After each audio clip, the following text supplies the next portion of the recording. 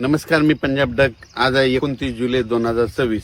आजचा खास करून अंदाज देण्याचं कारण की राज्यामध्ये आज काही ठिकाणी अतिमुसळधार पाऊस होणार आहे, अतिवृष्टी होणार आहे. म्हणून हा काही जिल्ह्यात होणार आहे, त्याच जिल्ह्यातल्या शेतकऱ्यांना अंदाज लक्ष यायचा. सगळ्यात महत्वाचं मुसळधार कुठं पाऊस पडणार आहे तर सगळ्यात महत्वाचं चंद्रपूर जिल्हा, नागपूर जिल्हा, भंडारा जिल्हा, गोंदिया जिल्हा, यवतमाळ जिल्हा, वाशिम जिल्हा, त्याच्यानंतर हिंगोली जिल्हा, त्याच्यानंतर परभणी जिल्हा, नांदेड जिल्हा, त्याच्यानंतर इकडं अमरावती, अकोला, बुलढाणा, त्याच्यानंतर जळगाव, संभाजीनगर, जालना, नंदुरबार, धुळे, मालेगाव, नाशिक आणि ह्या पट्ट्यामध्ये काय होणार आहे 29, 30, 31च्या दरम्यान काही ठिकाणी अतिमुसळधार पडणार आहे, काही ठिकाणी अतिवृष्टी होणार आहे.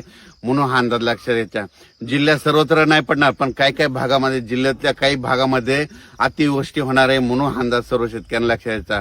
उर्वरित राज्यामध्ये बीड जिल्हा झालं, लातूर जिल्हा झालं, धाराशिव जिल्हा झालं, सोलापूर जिल्हा झालं, अहिल्यानगर झालं, ह्या जिल्ह्यामध्ये म्हणजे इकडं मुसळधार पाऊस पडत असल्यामुळे तिकडं रिमझिम पाऊस पडणार आहे. म्हणून हा अंदाज त्या शेतकऱ्यांनी लक्षात यायचा.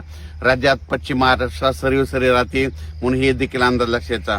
कोकणपट्टी घाटमाथ्यावरला पाऊस तसा चालू राहील म्हणून हे देखील लक्षात यायचं. पण काही ठिकाणी अतिवृष्टी होणार आहे. त्याच्यामध्ये सगळ्यात सांगतो की त्या शेतकऱ्यांनी स्वतःची काळजी घ्यायची. विजेच्या कडकडासह पाऊस पडणार आहे म्हणून हा अंदाज लक्षात यायचा.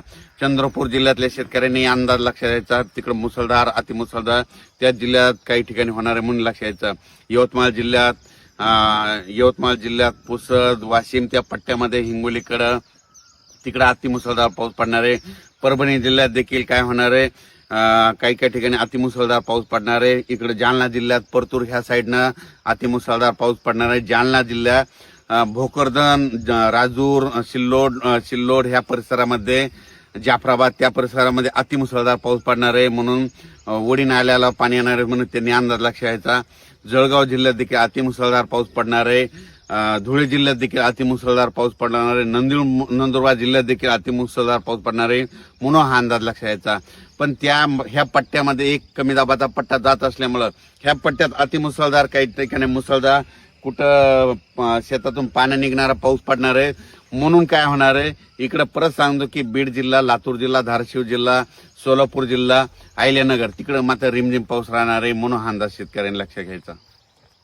कोल्हापूर, सांगली, जत, इकडं पुणे तिकडं मात्र सरी चालू राहतील म्हणून हे अंदाज लक्षात यायचा. कर्नाटकमध्ये देखील पाऊस पडणार आहे म्हणून लक्षात यायचा.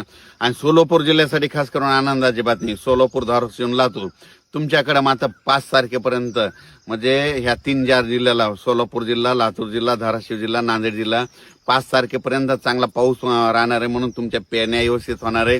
म्हणून तुमच्यासाठी आनंदाची बातमी. आता हे आज 29 पासून देखील पाऊस पडणार आहे, पण तुमच्या इकडे 5 तारखेपर्यंत पावसाचा मुक्काम आहे म्हणून हे लक्षात यायचं. पण मात्र इकडे जालना जिल्ह्यामध्ये बऱ्याच शेतकऱ्याचे फोन आले की तिकडे आमच्या नदीला पाणी नाही.